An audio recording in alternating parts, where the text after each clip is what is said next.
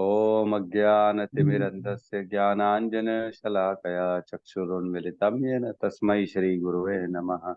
श्रीचैतन्यमनोभीष्टं स्थापितं येन भूतले स्वयं रूपः कदा मह्यं ददाति स्वपदान्तिकं। वन्देऽहं श्रीगुरु श्रीयुतपदकमलं श्रीगुरून् वैष्णवंश्च श्रीरूपं सागरजातं सगन्धगुणातान्वितं तं सजीवं साद्वैतं सावधूतं परिजनसहितं कृष्ण चैतन्यदेवम् श्री राधा कृष्ण पादान सगन ललिता श्री विशाखान्वितांश्च। हे कृष्ण करुणा सिंधु दीनबंधु जगतपते गोपेश गोपिका कांता राधा कांत नमस्तुते। तप्त कांचन गौरांगी राधे वृंदावनेश्वरी वृषभानुसुते देवी प्रणमामि हरि प्रिये। वाञ्छाकल्पतरुभ्यश्च कृपा सिंधु जय पतितानां पावनेभ्यो वैष्णवेभ्यो नमो नमः। नमो विष्णुपादाय कृष्णपृष्ठाय भूतले श्रीमते भक्ति वेदांत स्वामी ते नामिने नमस्ते सरस्वते देवे गौरवाणी प्रचारिणे निर्विशेष शून्यवादी पाश्चात्य देश तारिणे। जय श्री कृष्ण चैतन्य प्रभु नित्यानंद श्री अद्वैत गदाधर श्रीवासादि गौर भक्तवृंद। हरे कृष्णा कृष्णा कृष्णा हरे हरे हरे राम राम राम हरे हरे। हरे कृष्णा जी। माता जी 10 नाम अपराध बताएंगी। हरे कृष्णा। 10 नाम अपराध। पहला, भगवान नाम के प्रचार में संपूर्ण जीवन समर्पित करने वाले महाभागवतों की निंदा करना। दूसरा, शिव ब्रह्मा आदि देवों के नाम को भगवान नाम के समान अथवा उससे स्वतंत्र समझना। तीसरा, गुरु की अवज्ञा करना अथवा उन्हें साधारण मनुष्य समझना।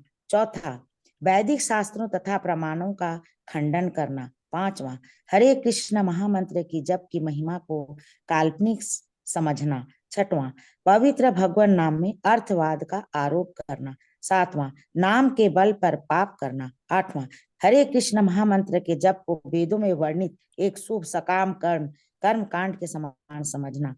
नौवां, अश्रद्धालु व्यक्ति की हरिनाम महिमा का उपदेश करना।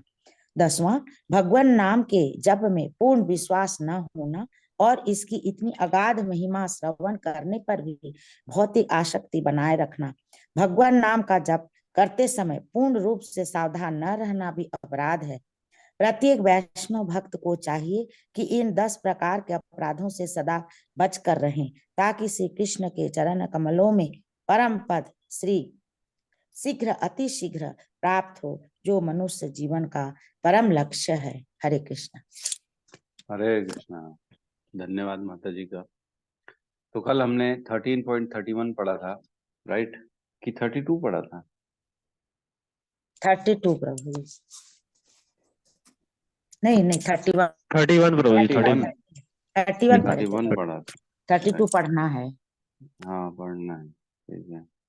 तो 31 जो है ना, ब्रह्म बोध की स्थिति का जो है वर्णन करती है।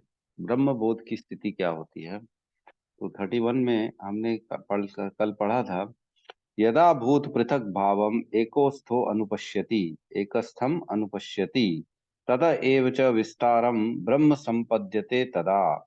मतलब जो सभी शरीरों में ये देखता है कि सभी शरीर फाइनली एक जगह चले जाते हैं, सबका जो है ना उद्गम और विनष्ट होने का स्थान एक ही है ना। सब इकट्ठे अलग अलग रूपों में चले जाते हैं, फिर अलग अलग रूपों में वो कुछ समय के लिए वैसे कार्य करते हैं, लेकिन सब विनष्ट होके एक ही जगह चले जाते हैं। जैसे कल हमने पढ़ा था, एक आटा है, आटे से माता जी लोग क्या क्या बनाती हैं? रोटी बनाती है, पूड़ी बनाती, पराठा बनाती, और क्या क्या बनाते हैं माता जी लोग? आटे से क्या क्या बन सकता है खाने में? हलवा बन सकता है। हलवा बन सकता है। चीला बना सकते हैं, हलवा बना सकते हैं, दाल और की बाटी, चूरमा, बहुत कुछ बनता है प्रभु बहुत जी। कुछ। दाल की बाटी, चूरमा, हलवा, चीला, और बाकी कोई माता जी थी और कुछ नया रूप मीठे में कुछ नहीं आ रहा है क्या? रूप एक प्रकार अनेक, बहुत सारी चीजें एक गुड़ प्रभु जी डाल के ठकुआ, ठकुआ मीठी बनाते हैं। पूड़ी या ठकुआ, ठुके बोलते हैं। हाँ, ये ठकुआ बनाते हैं। ठकुआ और गुलाब जामुन भी बनता है क्या गुलगुला, आटे से? गुलगुला बोलते हैं भाई प्रभु जी। गुलगुला भी बनते हैं, बेसन के रहते हैं, वो तो अलग रहते हैं। गुलगुले रहते हैं आटे के। गुड़ का अच्छा, पानी डाल के आटे बनाते के। हैं। गुड़ को पानी में डाल के उसको भिगा के उसमें इलायची डाल के उससे माता जी आटे तो के। पूरा प्रोसेस भी बता दी। अरे, अरे प्रोसेस नहीं चाहिए हमको, सिर्फ देखना है, सोचना है, खाना है, और कुछ नहीं करना। तो कुल मिला के पूड़ी, चीला, हलवा, गुलगुला है, और क्या क्या सब माता जी लोगों ने बताया, गुलाब जामुन, यूं त्यों सब बनता है एक ही आटा। देखो आटा है, उसके देखो कितने सारे स्वरूप हो गए।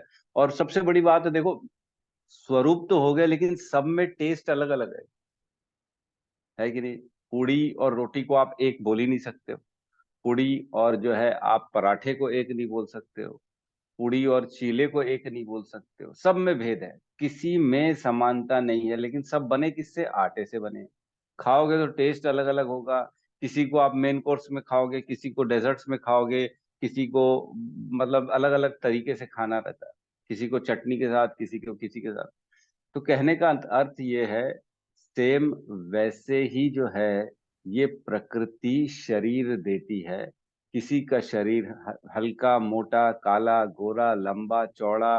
किसी का शरीर मनुष्य का, किसी का शरीर पशु का, किसी का शरीर सर्प का, किसी का शरीर वृक्ष का। ये ऐसे अनंत अलग अलग भेद हो जाते हैं प्रकृति के इस शरीरों में।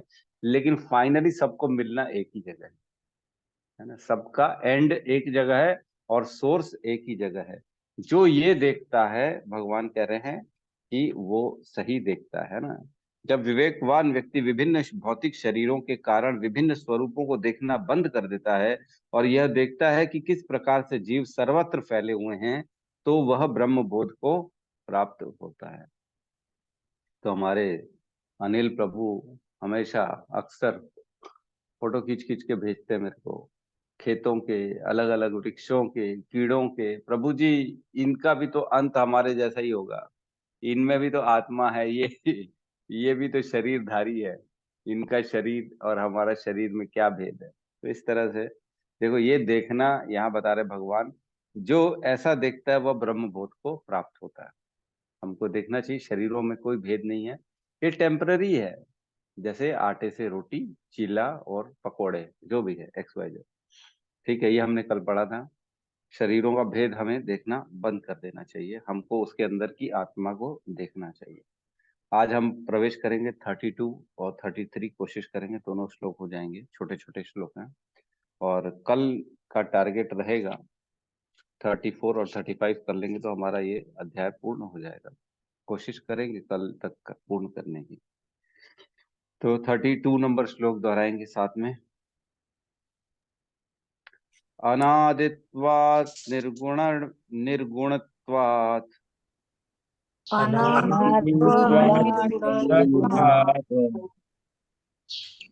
परम आत्मा अयम अव्ययम् परम आत्मा अयम व्यय व्यय शरीरस्थोऽपि कौन्तेय शरीरस्थोऽपि कौन्तेय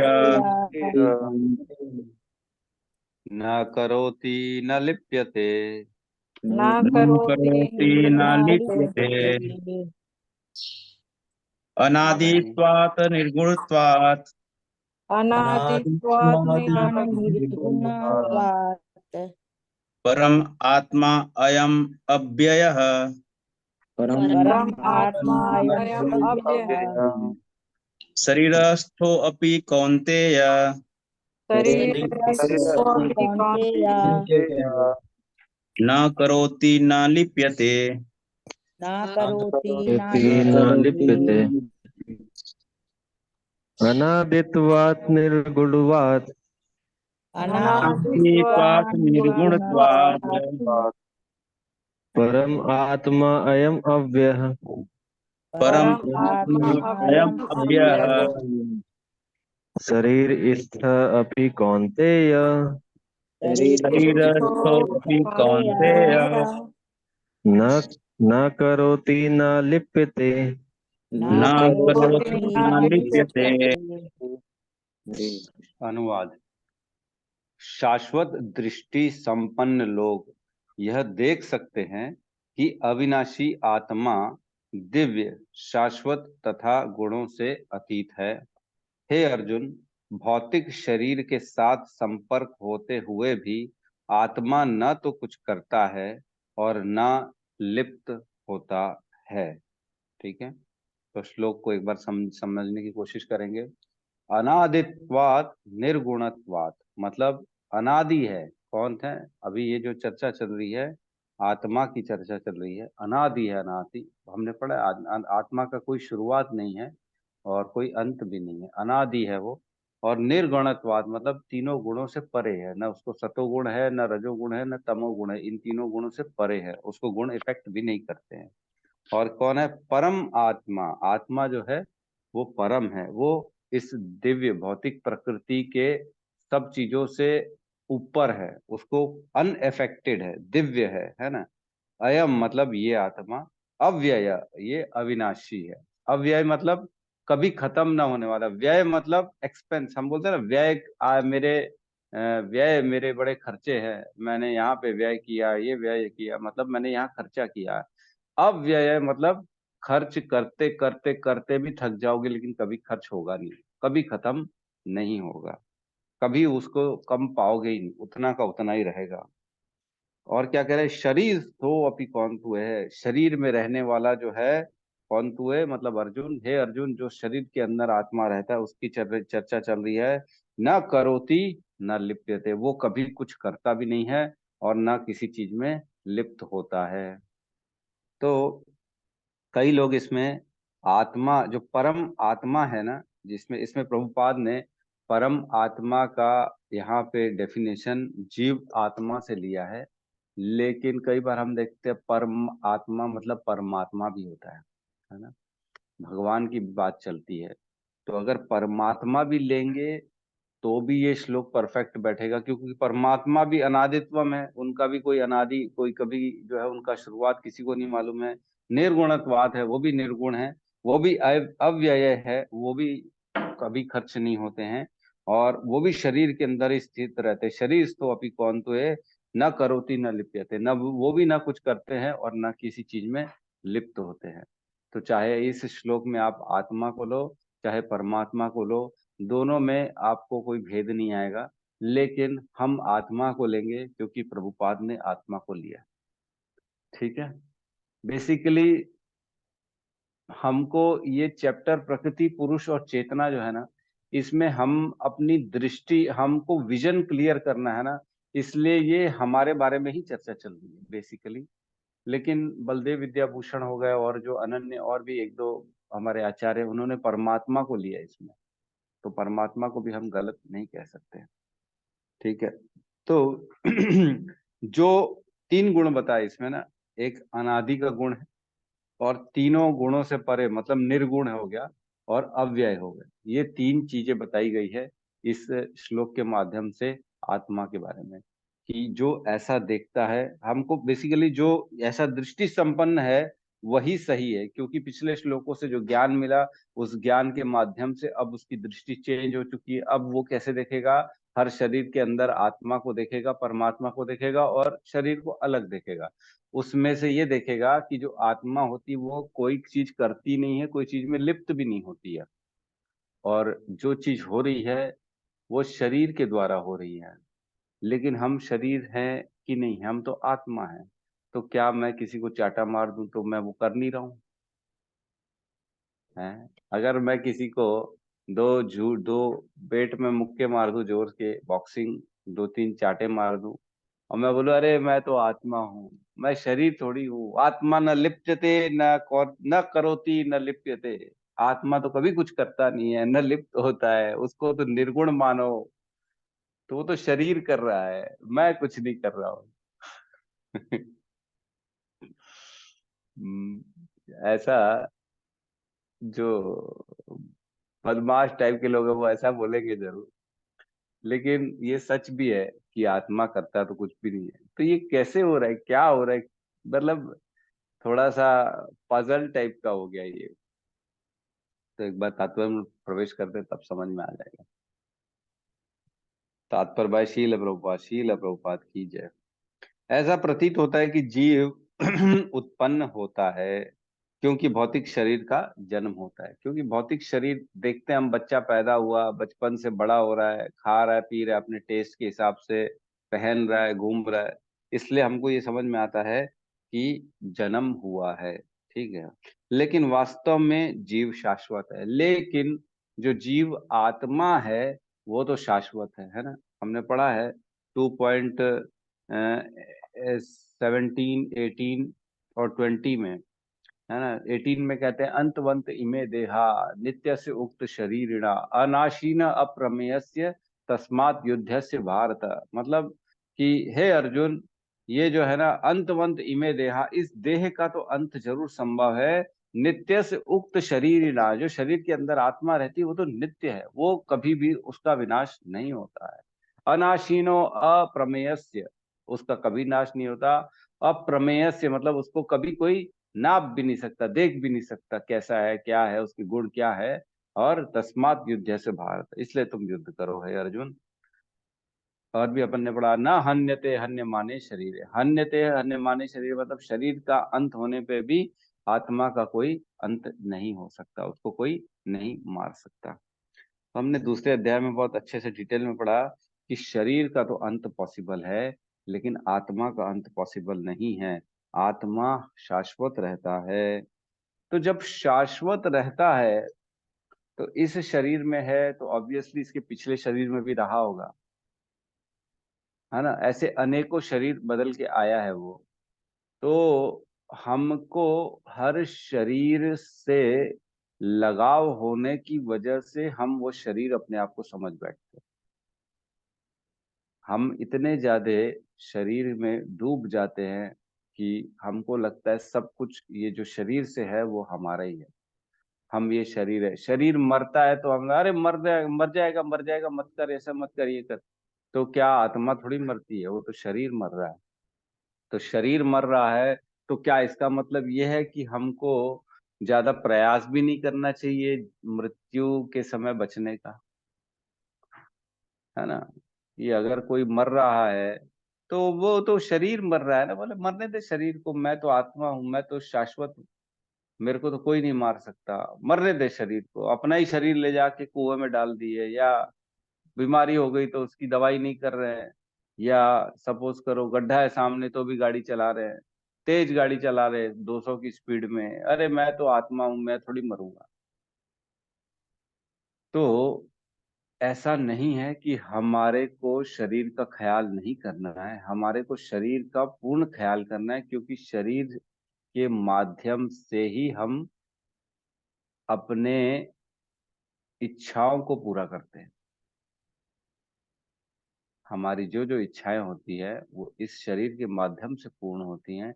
तो वो इच्छा चाहे अच्छी हो चाहे बुरी हो, हमारे पास ऑप्शन दोनों दिया गया है। अच्छी इच्छा करेंगे, भक्ति की इच्छा करेंगे, तो ऑब्वियसली हम भगवत धाम को जा सकते हैं इसी शरीर के माध्यम से।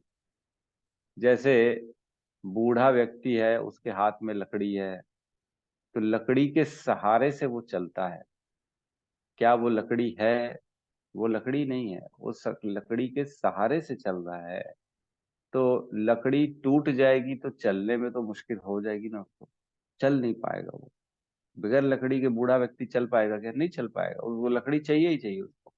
तो वैसी हम भी हैं कि हम इस शरीर के सहारे से अपने गंतव्य तक जा सकते हैं। अगर ये शरीर टूट जाएगा तो हमारा जाना भी मतलब बंद हो जाएगा, हम नहीं जा पाएंगे, असक्षम हो जाएंगे, सक्षम नहीं रहेंगे। तो एक्चुअल में तो कोई भी मर नहीं रहा है। हमको अपने स्वास्थ्य का ध्यान देना है ताकि हम इसका उपयोग करके भगवत धाम तक जा सके। और हमारा भक्ति पे फोकस करना चाहिए, बॉडी से ज्यादा भक्ति में हमको डाइवर्ट होना चाहिए।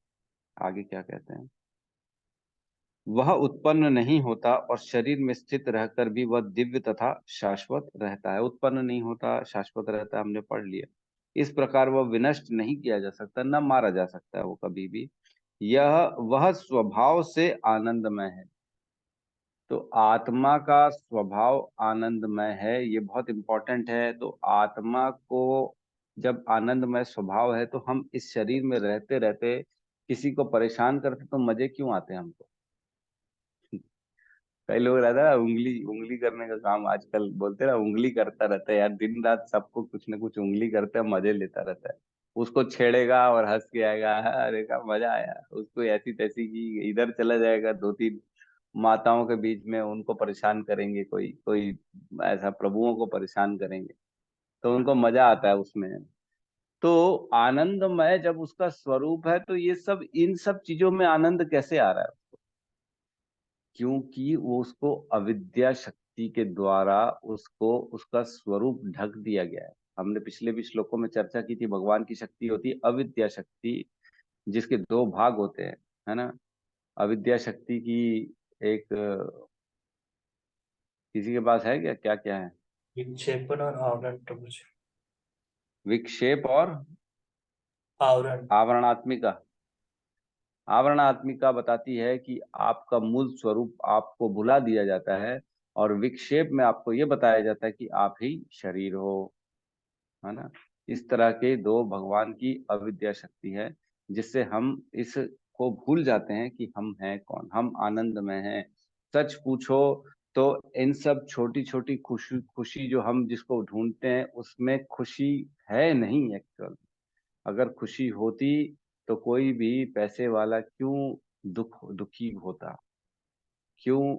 जो आदमी को अच्छा लगता है ना करना, वो करेगा तो भी उसको दुख दुख तो होगा ही होगा, परेशानी तो होगी होगी। वह किसी भौतिक कार्य में प्रवृत्त नहीं होता, अतः भौतिक शरीरों के साथ उसका संपर्क होने से जो कार्य संपन्न होते हैं वह उसे लिप्त नहीं कर पाते।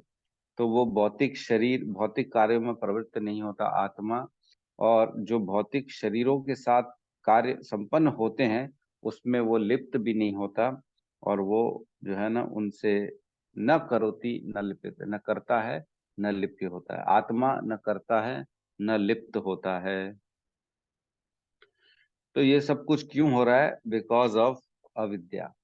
जितना जितना हम अपने आप को शरीर मानेंगे, उतना उतना शरीरों के गुणों से, शरीरों के सुख दुख को हम अपना मानते चले जाएंगे, और अपने आप को दुखी करेंगे और सुखी करेंगे।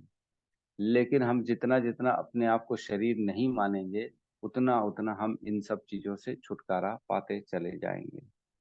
तो ये बेसिकली एक तरह से आइडेंटिटी का खेल चल रहा है कि हमारी आइडेंटिटी शरीर है कि आत्मा है।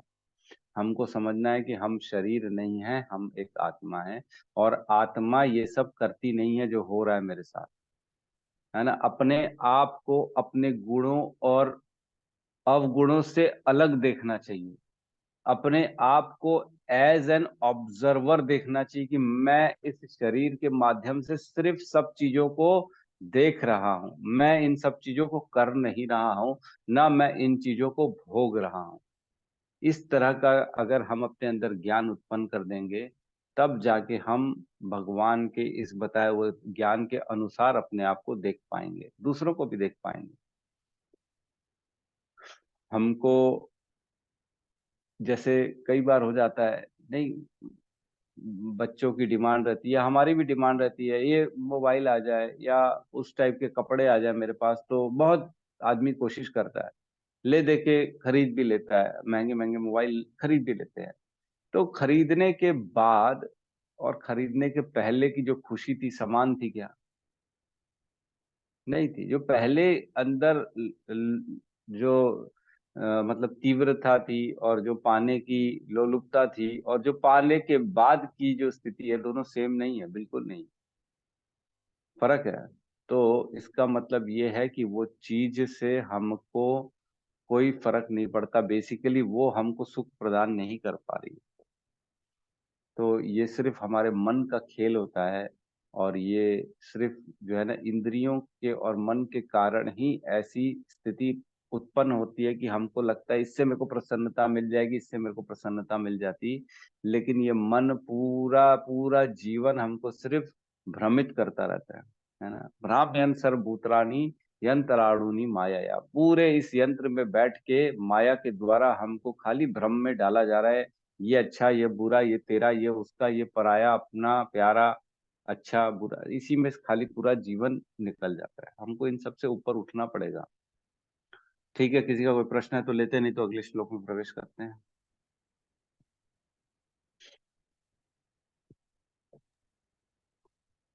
तो अब यहाँ तक जो है ना, भगवान ने पूरा ज्ञान दे दिया है 32 तक, है ना। बेसिकली 27 से 32 ज्ञान चक्षु था, जिससे हमको ये देखना था कि देखना कैसे है ना, ये समझना है कि देखना कैसे है ना। 27, 28, 29, 30, 31, 32 बहुत इंपॉर्टेंट है।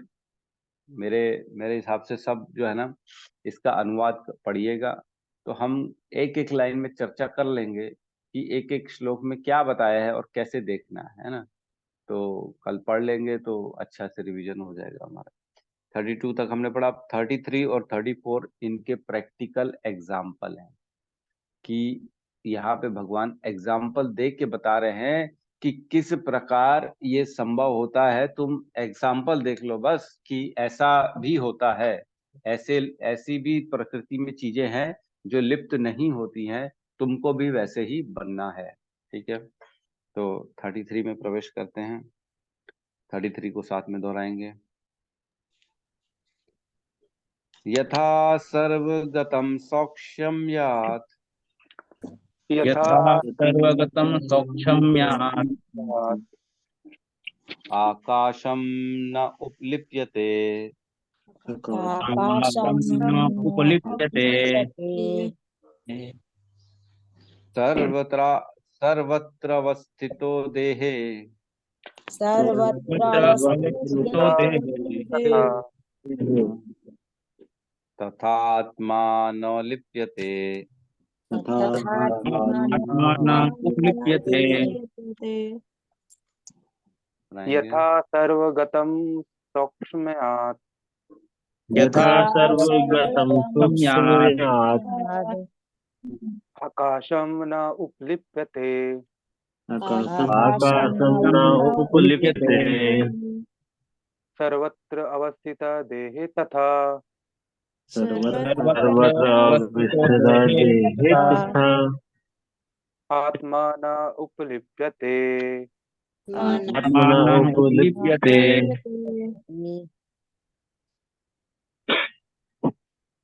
यथा सर्वगतं सक्षम्यात् यथा सर्वगतं सौक्ष्मयात् आकाशं न उपलिप्यते।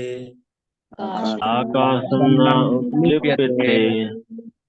सर्वत्र अवस्थितं देहे सर्वत्र अवस्थितं देहे तथा आत्मा न उपलिप्यते।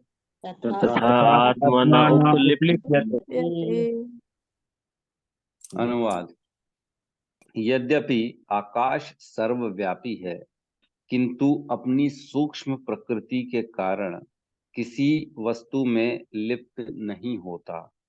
इसी तरह ब्रह्म दृष्टि में स्थित आत्मा शरीर में स्थित रहते हुए भी शरीर से लिप्त नहीं होता, है ना। एग्जाम्पल दे रहे हैं भगवान स्वयं कि कैसे ये चीजें होती हैं, तुम कैसे समझो इन चीजों को, है ना। यथा सर्वगतम सौक्ष्म्यात् मतलब जैसे जिस प्रकार हर कहीं व्याप्त है, बड़ी सूक्ष्म होने के कारण आ- आकाशम न लिप्यते, आकाश जो है वो बहुत ज्यादा सूक्ष्म होने के कारण वो हर कहीं व्याप्त है, लेकिन वो लिप्त नहीं होता, किसी भी चीज में इन्वॉल्व मिलता नहीं है, उसके जैसा बनता नहीं है वो।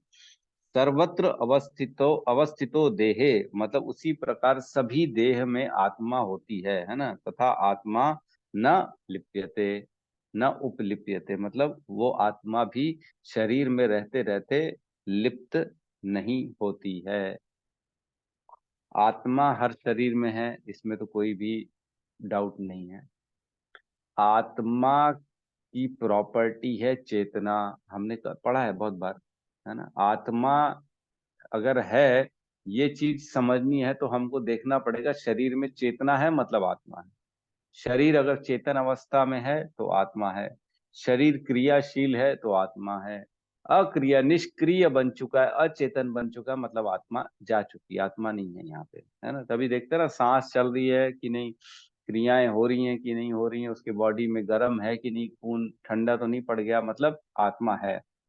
तो बेसिकली आत्मा का काम यही है कि सिर्फ इसमें चेतना प्रदान करना। उसके बाद जो है ना, ये सारा खेल शरीर का चलता है, सुख दुख, अपना पराया, मान अपमान, लाभ हानि, ये सारा खेल जो है ना मन बुद्धि अहंकार का होता है और शरीर का होता है, इंद्रियों का होता है बेसिकली। तो हम जब जब अपने आप को अपना मन मान लेते, मैं मतलब मेरा मन ये कह रहा है, मेरा मन, जबकि हम कहते भी कि मेरा मन, लेकिन समझते अपने आप को ही मन है। मेरा मन और मैं मन में फर्क है कि नहीं? क्या मैं मन हूं? नहीं, मैं मन नहीं हूं। मैं, मेरा मन है, ये मेरा शरीर है, ये मेरी आंखें हैं, ये मेरा मुंह है, ये मेरे हाथ है, ये मेरा पैर है। क्या मैं मेरा पैर हूं? नहीं। क्या मैं ये आंखें हूं? नहीं। मैं ये मन नहीं हूं, ये मन मेरा है, ये शरीर मेरा है, मैं ये शरीर नहीं हूं। ये बहुत जरूरी है समझना हमारे को, आइडेंटिटी को। जिस प्रकार अब यहाँ पे बता रहे हैं कि आकाश जो है वो लिप्त नहीं होता किसी भी चीज में, तो तात्पर्य में प्रभुपाद ने आकाश को वायु का जो है ना उपमा दी है, लेकिन कहीं कहीं जगह वो आकाश ही है। तो बेसिकली आकाश और वायु में फर्क हम समझते हैं कि नहीं समझते सब लोग? आकाश मतलब स्पेस, जहां वायु भी नहीं होती, और वायु मतलब एयर, जहां हवा होती है, जिसको महसूस किया जा सकता है। हवा सुगंध लाती है, हवा बदबू लाती है, हवा हमें जो है ना ठंडक और गर्मी भी एहसास दिलाती है, और हवा से ही जो है ना हम सांस ले भी पाते हैं, छोड़ भी पाते हैं। लेकिन आकाश में हवा भी नहीं होती। आकाश पूर्ण रूप से मतलब कुछ भी नहीं वाली स्थिति को आकाश कहते हैं। जहाँ हवा भी नहीं है उसको आकाश कहते हैं। तो हमारा जो है, हम देखते हैं शरीर बना है पंच तत्व से, जिसमें भूमि, गगन, वायु, अग्नि और जो है जल। ठीक है, मतलब इसमें वायु भी है और आकाश भी है। गगन मतलब आकाश कहा गया है। तो बेसिकली आकाश और वायु दो तत्व होते हैं, इनको कभी भी एक समझने की गलती ना करें। हवा अलग होती है और आकाश का तत्व अलग होता है ना, स्पेस और एयर। तो जहां जहां हवा भी नहीं रहती वहां आकाश रहता है। तो ये मानना चाहिए कि हर जगह आकाश स्थित है। इस आकाश में पृथ्वी स्थित है ना। ये आकाश है, उसके अंदर पृथ्वी स्थित है। पृथ्वी में वायुमंडल है। हमने ये तो बचपन से ही पढ़ा है कि एक पूरा एटमॉस्फेयर की लेयर है पृथ्वी के ऊपर, और उसके ऊपर पूरा स्पेस है। तो ऐसा नहीं है कि सिर्फ स्पेस वहां है, स्पेस हर कहीं है।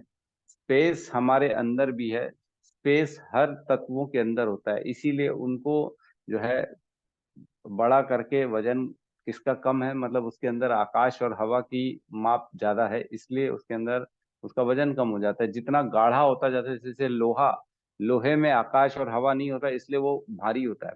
बाकी किसी में आकाश और हवा प्रवेश करेगा धीरे धीरे तो वो वजन हल्का होता चला जाएगा। तो आकाश और हवा आप कुछ भी ले सकते हो इस श्लोक में। जिस प्रकार यहाँ कह रहे हैं प्रभुपाद की वायु जो होता है ना, वो इतनी सारी चीजों को टच करता है ना। वो मल को भी टच करता है, वो फूलों को भी टच करता है, लेकिन क्या वो फूल बन जाता है?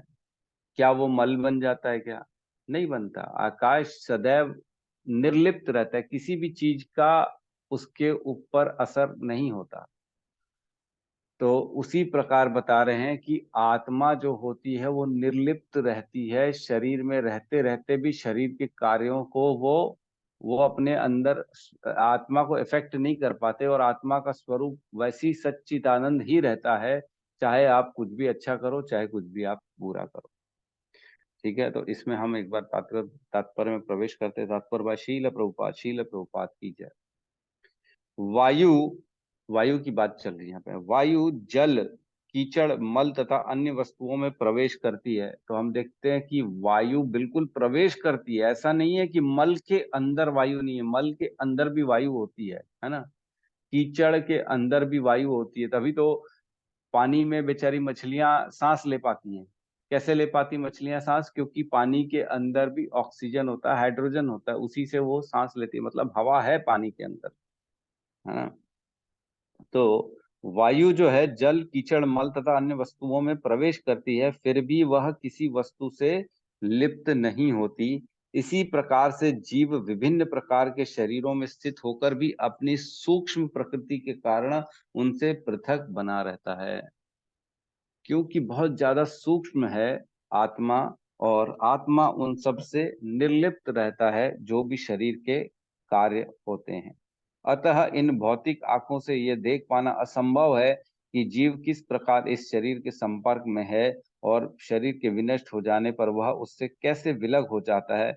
कोई भी विज्ञानी इसे निश्चित नहीं कर सकता। तो ये बड़ा विचलित करने वाला टॉपिक है कि शरीर के अंदर आत्मा किस प्रकार रहता है और आत्मा कैसे निकल जाता है और आत्मा किस प्रकार इस शरीर को पूरा चेतन की अवस्था में लाता है, ये किसी को समझ में नहीं आ रहा। इवन साइंटिस्ट तक इससे जो है समझ नहीं पा रहे हैं कि ये होता कैसे, शरीर निकलती कैसी आत्मा इस शरीर से, और शरीर में प्रवेश कैसे करती है, और कैसे शरीर को चेतन बना देती, कैसे जीव एक्टिवेट हो जाता है। तो इसमें अपन का, मेरे को ना एक श्लोक अपन ने पढ़ा है, 9.6 खोलेंगे, है ना।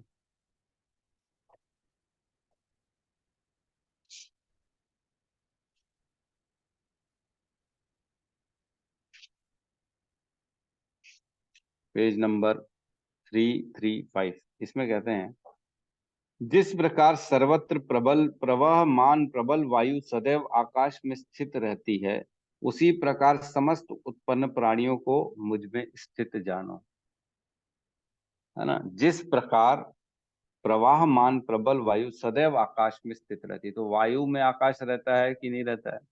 आकाश में पूरा वायुमंडल है ना। इसलिए हमेशा आकाश बड़ा है और वायु छोटा ही है। वायु आकाश में स्थित रहता है, जिस प्रकार ये पृथ्वी और उसके ऊपर का वायुमंडल पूरे ब्रह्मांड के आकाश में स्थित है, उसी प्रकार हमेशा स्थित है। उसी प्रकार कह रहे हैं, समस्त उत्पन्न प्राणियों को मुझ में स्थित जानो। तो जितने भी जीव आत्मा हैं, वहां कहने का मतलब है कि वो हवा के समान है और भगवान आकाश की तरह है। तो चाहे आप अगर ऐसा ऐसा ऐसा भी एग्जाम्पल ले सकते हो तो भी यहाँ पे परफेक्ट बैठेगा कि भगवान आकाश की तरह हैं और सारे जीवात्मा वायु की तरह है। चाहे वायु ले लो चाहे आकाश ले लो, दोनों निर्लिप्त रहते हैं चीजों से। उनको चाहे आप मल में डाल लो वायु को, चाहे सुगंध में डाल दो, वो निर्लिप्त रहेगा, उन सब चीजों से अनएफेक्टेड रहता है। तो एक श्लोक आता है 11.7.43, है ना। 11.7.43 में पढ़ के सुना रहा हूँ इसका अनुवाद। यद्यपि प्रबल प्रबल वायु आकाश से होकर बादलों तथा झंझावातों को उड़ाती है, किंतु आकाश इन कार्यों से कभी प्रभावित नहीं होता। इस प्रकार आत्मा भौतिक प्रकृति के स्पर्श से परिवर्तित या प्रभावित नहीं होता। यद्यपि जीव पृथ्वी, जल तथा अग्नि से बने शरीर में प्रवेश करता है, और यद्यपि वह शाश्वत काल द्वारा उत्पन्न तीनों गुणों के द्वारा बाध्य किया जाता है, किंतु उसका शाश्वत आध्यात्मिक स्वभाव कभी भी प्रभावित नहीं होता। ठीक है, मतलब आत्मा को यद्यपि शरीर में प्रवेश कराया जाता है, शरीर बना हुआ प्रकृति का है, 5 तत्वों से बना हुआ है और उसमें तीनों गुणों से उसको बांधा भी जाता है आत्मा को, लेकिन वो शरीर के कार्यों से प्रभावित नहीं होता है, प्रभावित या परिवर्तित या उनको स्पर्श नहीं करता है आत्मा, ये बता रहे हैं। तो आप इनके दोनों के पूरा तात्पर्य पढ़ लीजिएगा तो और इजी हो जाएगी अंडरस्टैंडिंग। और इसमें जो है ना, एक्चुअल में बहुत इजी प्रभुपाद ने इजीली बता दिया है कि जिस प्रकार हवा का और आकाश का एग्जाम्पल सब समझते हैं, उसी प्रकार समझो आत्मा भी निर्लिप्त रहता है। ठीक है, तो अगला जो श्लोक रहेगा वो भी इसी टाइप का एग्जाम्पल ही बताया गया है भगवान ने अर्जुन को, ताकि प्रैक्टिकली समझ सके कि किस प्रकार हमको देखना है और समझना है। ठीक है, तो हमारे अनिल प्रभु का प्रश्न आ गया पहले से। यस, बताइए प्रभु जी। जी प्रभु जी, हरे कृष्ण। हरे कृष्णा।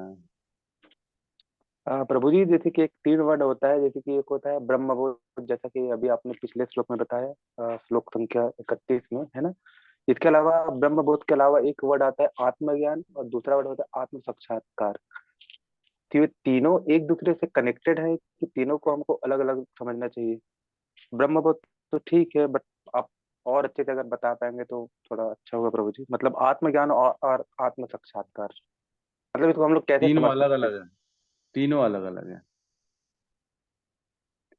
ब्रह्म कैसे? बोध और आत्मज्ञान, ये दोनों जो लेवल है ना, ये रियलाइजेशन के पहले के लेवल है ना। जिस दिन हमको रियलाइजेशन हो जाता है, जिस दिन हम ये एक्चुअल में फील करना चालू करते हैं कि मैं एक आत्मा हूँ, ये सारी चीजों का अनुभव चालू हो जाता है जिस दिन, उसको कहते हैं आत्म साक्षात्कार। जिस दिन हम अपने आप को पहचान जाएं और ये समझ जाएं कि मैं आत्मा हूँ, उस दिन कहेंगे हमारा आत्म साक्षात्कार हो चुका है। तो उसके पहले की स्टेजेस हैं, ये ज्ञान की स्टेजेस हैं एक्चुअल में। जैसे हमने पढ़ा था ना, योगा लैडर पढ़ा था, ज्ञान योग, ध्यान योग, फिर भक्ति योग, आखिरी में आता है भक्ति योग।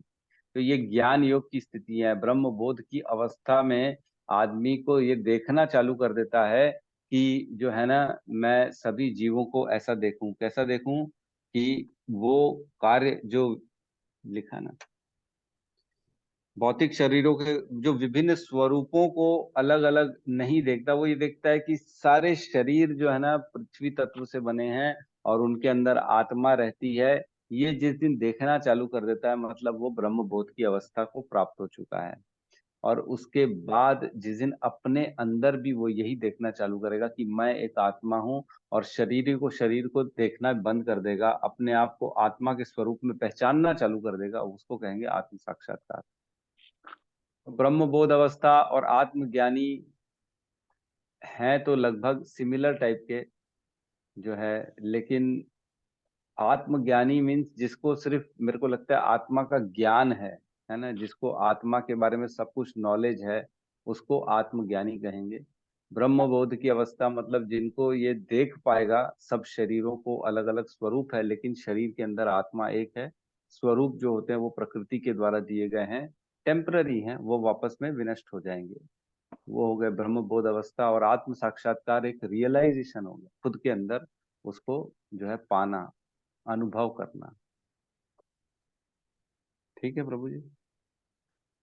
यस प्रभु जी, क्योंकि ना ये जो मैंने क्वेश्चन पूछा है एक्चुअल में ना, जब मैं इस कॉन में नहीं आया था ना, देखिए इसमें ना दो चीज होती है।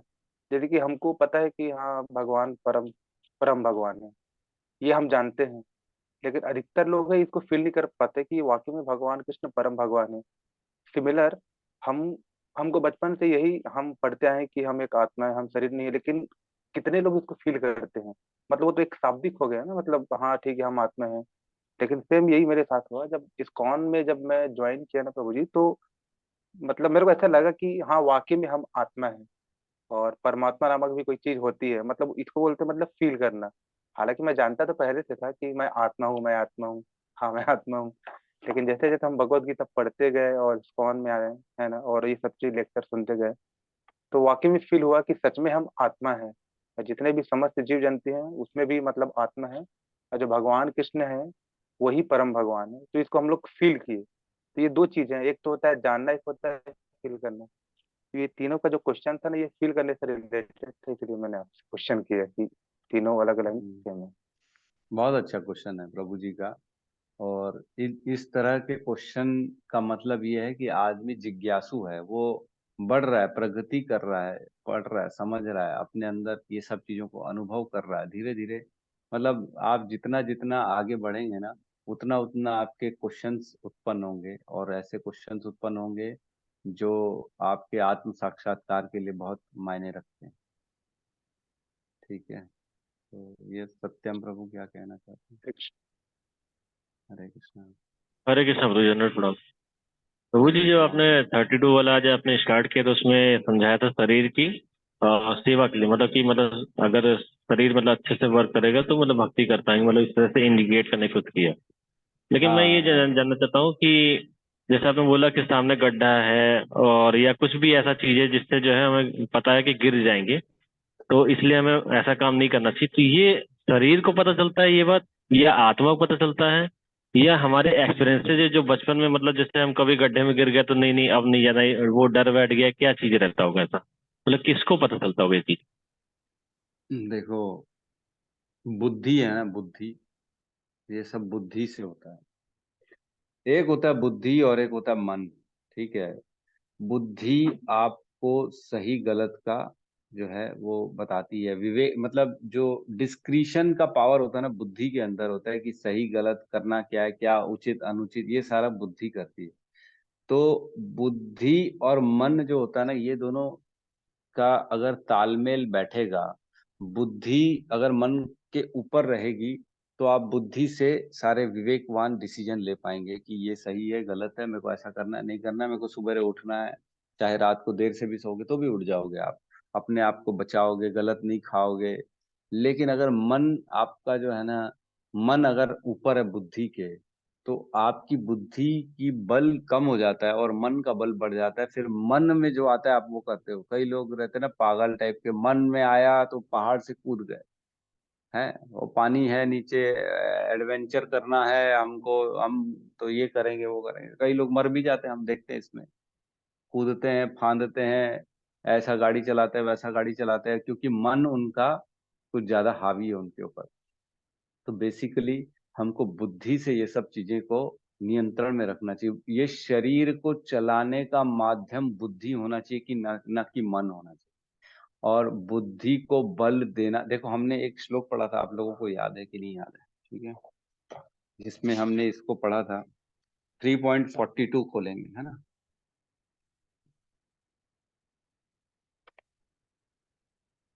3.42 है ना, पेज नंबर 157 है ना। इसमें कहता है, कर्म इंद्रियां जड़ पदार्थ की अपेक्षा श्रेष्ठ हैं, मन इंद्रियों से बढ़कर है, बुद्धि मन से भी उच्च है, और वह आत्मा बुद्धि से भी बढ़कर है। ठीक है, याद है ना, मैंने इसमें आप लोगों को एक पॉइंट वाइज लिखाया था कि सबसे नीचे होता है जड़ पदार्थ, डल मैटर सबसे नीचे होता है, फिर उससे ऊपर होता है कर्मेंद्रियां, फिर उससे होता है ज्ञानेंद्रियां, फिर उससे ऊपर होते हैं इंद्रियां विषय, फिर उससे ऊपर होता है मन, फिर बुद्धि, फिर आत्मा। ठीक है। तो जो आत्म साक्षात्कार कर लेते हैं ना, हम देखते हैं कई ऋषि मुनि लोग, वो लोगों को कोई फर्क नहीं पड़ता है ना, वो उनके साथ आप चाहे कितना भी गंदा कर लो अच्छा कर लो, उनको कोई फर्क नहीं पड़ता, क्योंकि वो उस लेवल तक पहुंच चुके, आत्म साक्षात्कार कर चुके हैं, और वो आध्यात्म में उन्नत हो चुके हैं। वो इन सब चीजों से, अच्छे बुरे सुख सुविधाओं से परे हो चुके हैं। तभी तो वो लोग घर बार छोड़ देते हैं, हम देखते हैं उनको किसी का मोह माया नहीं, रहेंगे कहाँ। अभी हम गए थे वृंदावन गोवर्धन परिक्रमा में, तो वहां देखे कैसे रह रहे थे बेचारे साधु लोग, एकदम सिंपल। हो सकता है उसमें से कोई ऐसा भी हो जो करोड़पति हो, उसने सब छोड़ दिया अपना, उसको कोई फर्क नहीं पड़ता पैसे से। मैंने एक एग्जांपल भी दिया था, आईजी का, इंस्पेक्टर जनरल पांडे जी, जो उन्होंने अपना सब छोड़ के वहां पे बैठ के कीर्तन कर रहे हैं। तो ये कैसे हो रहा है? ये ऐसे हो रहा है क्योंकि ये बुद्धि के भी ऊपर जा चुके हैं। आप समझिए, ऐसे भी एग्जाम्पल हैं जो बुद्धि के भी ऊपर आत्म साक्षात्कार के लेवल में जा चुके हैं। वो फिर अपना, उनका तो जीवन ही अलग हो जाता है। उनका एग्जाम्पल जैसे मैंने बताया, इंस्पेक्टर जनरल आईजी होते हुए भी सब छोड़ दिया और चला गया वहां पे कीर्तन करने। वो हो गया आत्मा के लेवल पे। अब उतना लेवल तो नहीं है हमारा। उसके बाद आता है सेकंड, उससे नीचे आती है बुद्धि। तो बुद्धि जो होती है ना, वो विवेक प्रदान करती है हमको। बुद्धि से सोचना चाहिए कि मैं क्या करूं क्या नहीं करूं, मन के चक्कर में नहीं आना चाहिए। तो गड्ढा है, ये है, वो है, अपनी सुरक्षा अपनी बुद्धि से करनी चाहिए हमारे को, क्योंकि हम बुद्धि के लेवल पे हैं। और जो मन के लेवल पे होते हैं, तो वो तो जो मन करता है वो करेंगे और वो पागल बनेंगे। और उससे नीचे जो लेवल होता है ना, खाली सिर्फ इंद्रिय तृप्ति के बारे में सोचते हैं, जो खाली सिर्फ मेरे को तो ये भोगना है वो भोगना है, ये सब रेप और ये सब क्यों हो रहे, ये सब जो इंद्रियां तक है ना सीमित, जिनकी जिनके प्राण इंद्रियों में है खाली, वो इंद्रियों को तुष्ट करने के लिए कुछ भी कर सकते, कुछ भी कर सकते हैं। एक इंद्री में अगर उनके प्राण चले गए, तो उस इंद्री की तुष्टि के लिए वो कुछ भी कर लेंगे। तो ये एक ग्रेजुअल प्रोसेस है, धीरे धीरे अपग्रेडेशन का। तो आत्मा के लेवल पे अगर पहुंच जाएंगे ना, तो वाकई में फिर मृत्यु का भी डर नहीं रहता। फिर आदमी जो है ना मरने से पीछे नहीं हटता, उसको कोई फर्क नहीं पड़ता। हम ऐसे भी बहुत सारे एग्जाम्पल, अभी तो खैर मेरे को याद नहीं आ रहा, लेकिन जो स्वरूप सिद्ध व्यक्ति हैं उनके सामने मृत्यु भी आ गई। जैसे हम पढ़ रहे थे जयदेव गोस्वामी का, है ना। जयदेव गोस्वामी की कथा में आता है कि वो 4 चोरों ने उनके हाथ पैर काट दिए और उनको गड्ढे में जंगल में फेंक के चले गए। और गड्ढे में जंगल में जब हाथ पैर कटे अवस्था में भी बैठे हैं, लेटे हुए हैं, तो भी उनके मुख से प्रसन्नता निकल रही है और वो भगवान का चिंतन कर रहे हैं। अरे ये ऐसे कैसे हो सकता है? ऐसा हो सकता है? हमारी तो बुद्धि काम नहीं करेगी, ऐसे कैसे पॉसिबल? हाथ पांव टूटे हुए हैं, खून बह रहा होगा तुम्हारा, गड्ढे में एकदम जंगल में सूखे हुए गड्ढे में अंदर गिरे पड़े हुए हो, उसमें भी प्रसन्नता कैसे आ सकती है? तो ये जो होते हैं ना, जो आत्मा के लेवल पे चले जाते हैं, उनको इन सब चीजों से कोई फर्क नहीं पड़ता। और बाद में बताया जयदेव गोस्वामी को जिस राजा ने बचाया, उसने राजा ने पूरा इलाज कराया जयदेव गोस्वामी का, उनको स्वस्थ कराया और उनकी सेवा करी। और जब सेवा करी तो उनके आदेशों के अनुसार सबको वो जो है ना दान करते थे। तो वही 4 लोग जिन्होंने हाथ पैर काटे थे जयदेव गोस्वामी के, वो वापस आए थे दक्षिणा लेने के लिए। झूठ मतलब साधु का वेश धारण करके बोले फोकट में पैसा मिलेगा, लूट लेते हैं चल के। तो जयदेव गोस्वामी ने जब देखा कि ये 4 लोग वही हैं जिन्होंने मेरा हाथ पैर काटा था, तो भी सोचो राजा से ऐसा नहीं बोला कि इनको पनिशमेंट दो, इनको जेल में डाल दो। राजा से कहलवा के उनका आदर सत्कार और ज्यादा बढ़ा दिया। बोले ये तो महात्मा हैं, इनकी सेवा करनी है, राजा तुमको इनको दक्षिणा डबल दो, इनकी सेवा करो। और उनके साथ जो है राजा ने अपने मंत्रियों मतलब सेना को भेजा और उनको दान दिया, बहुत सारे हीरे मोती दिया, ताकि उनका जो है ना सेवा हो सके। तो सोचो जयदेव गोस्वामी ऐसे आदमी थे जिन्होंने जिनके हाथ पैर काटे उनकी सेवा कराई और उनको और दान दिलवाया। तो ये तो हमारी बुद्धि के बाहर की चीज है, हम नहीं समझ सकते। तो बुद्धि से हम अभी बुद्धि के लेवल में पहुंचे, मन को त्यागें। हम अभी क्या, हमारी जो स्टेज है ना मन और बुद्धि के बीच की है। किसी का मन प्रबल है, किसी की बुद्धि प्रबल है। और सिर्फ ऐसा नहीं है कि एक टॉपिक में, हर टॉपिक में अलग अलग होता है। किसी के खाने में मन काम करता है, किसी का सोने में मन तेज होता है, किसी का पढ़ने में बुद्धि तेज होती है, मन को डाउन कर लेता है। तो हर सेक्टर में बुद्धि और मन की लड़ाई चलती रहती है। हम तो अभी वहीं पे ही हैं, मन बुद्धि के बीच की लड़ाई लड़ रहे हैं। हम तो ले दे के उड़ जाते हैं, बुद्धि जीत जाती है हमारी कि नहीं नहीं उठना है, पढ़ना है। लेकिन परिवार के प्रति हमारा मन प्रबल हो जाता है कि मेरा तो बच्चा है, मेरा परिवार है, मन उसमें प्रबल हो जाता है। कभी कभी किसी का प्रसादम के प्रति मन प्रबल हो जाता है, बाहर का खा लो, बगैर प्याज लहसुन वाला भी खा लो। तो हम तो उसी में ही अभी फंसे हुए हैं, मन और बुद्धि में। आत्मा का लेवल तो बहुत ऊपर होता है। ठीक है प्रभु जी, मेरे ख्याल से आपके प्रश्न का उत्तर मिल गया होगा। जी प्रभु जी, बहुत बहुत धन्यवाद प्रभु। ठीक है, तो गौतम प्रभु का भी कुछ प्रश्न था क्या? प्रभु जी मैं कल पूछ लूंगा। हरि बोल। जी ठीक है। आज किशोर प्रभु जी का जन्मदिन है। अरे हरि बोल, किशोर प्रभु जी का जन्मदिन है आज। किशोर प्रभु जी की जय हो। सब मिल के एक बार लाउडली चैंटिंग करते हैं किशोर प्रभु जी के लिए। हरे कृष्णा हरे हरे कृष्णा कृष्णा हरे कृष्णा कृष्णा कृष्णा हरे हरे हरे राम राम हरे राम राम राम राम हरे राम हरे राम सुदिनं हरे जन्मदिनम्। हरि बोल। हरि धन्यवाद प्रभु बोल। जी। किशोर हरि प्रभु बोल। की जय हो। प्रभु जी आपको अपना चेहरा जन्मदिन दिखा की दीजिए ताकि हम लोग अच्छी तरह से प्रार्थना कर सके आपके लिए। ये मुंह दिखाएगा। माता जी अच्छा। किशोर प्रभु की जय हो। नहीं तो जय मोबाइल हो। का आशीर्वाद देना हो जाएगा। सही है सही है। किशोर प्रभु एकदम सिंसियर हैं। किशोर प्रभु हमेशा खड़े रहते हैं। भगवान हरे राधा कृष्णा राज प्रभु जी, बिहारी आपको कृष्ण कृपा भावना बटे, भावना कृपा हरे के बटे। जन्म कृष्ण की बहुत बहुत प्रभु जी। शुभकामनाएं आपको। धन्यवाद प्रभु जी, धन्यवाद माता जी। इसी प्रकार आप भक्ति में लगे रहें, भक्तों का साथ बना रहे आपका।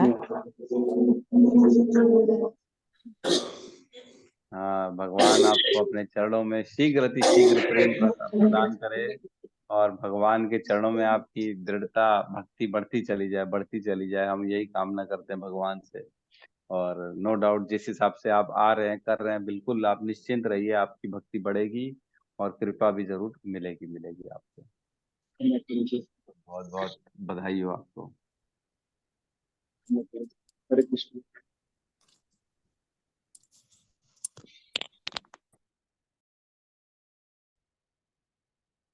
ठीक है, तो सबके लाइन से आपको विश आ रहे हैं, सब आपको चैट में अलग अलग विश करे जा रहे हैं, तो आप चैटिंग देख सकते वैष्णव के चरणों में दंडवत प्रणाम। कुमुद माता जी ने भेजा है आपको, गौतम यादव प्रभु जी ने, मानसी साहू माता जी ने, है ना, उसके बाद सत्यम प्रभु जी ने, शिवानी माता जी ने, और सोनिका माता जी ने, एम कृष्णा माता जी ने, अनिल प्रभु ने, राहुल मानिकपुरी ने, सब ने भेजा आपको, जूही माता जी ने।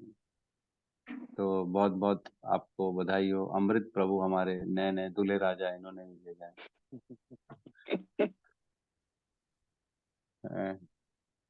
श्री राम प्रभु ने भी आपको बधाइयां भेजी हैं। प्रभु जी ऐसा मजाक मत कीजिए, फिर शादी ही नहीं करेंगे। हरि अरे यार, बोल।